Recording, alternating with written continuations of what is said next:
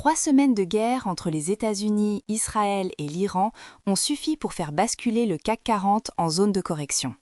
L'indice parisien a cédé 1,82% vendredi à 7 665 points, portant sa perte hebdomadaire à 3,1%, sa troisième baisse consécutive. Le Stoxx 600 a reculé de 3,79% sur la semaine, le DAX de 2%, le FTSE 100 de 1,44%. La mécanique est simple. Le Brent s'est installé au-dessus de 109 $ le baril, le détroit d'Ormuz reste bloqué pour près d'un cinquième du trafic pétrolier mondial. Cette envolée des hydrocarbures a immédiatement alimenté les craintes inflationnistes, forçant les banques centrales à recalibrer leur discours. La Fed et la BCE ont maintenu le statu quo cette semaine, mais les marchés ont viré à la prévision d'un biais restrictif. Le rendement du 10 ans français a bondi de 12 points de base à 3,75%, celui du 10 ans américain de 13 points de base à 4,38%.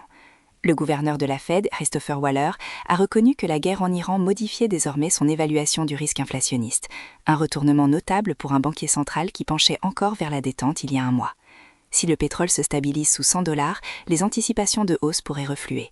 Dans le cas contraire, le scénario d'une politique monétaire restrictive pour tout 2026 se renforce.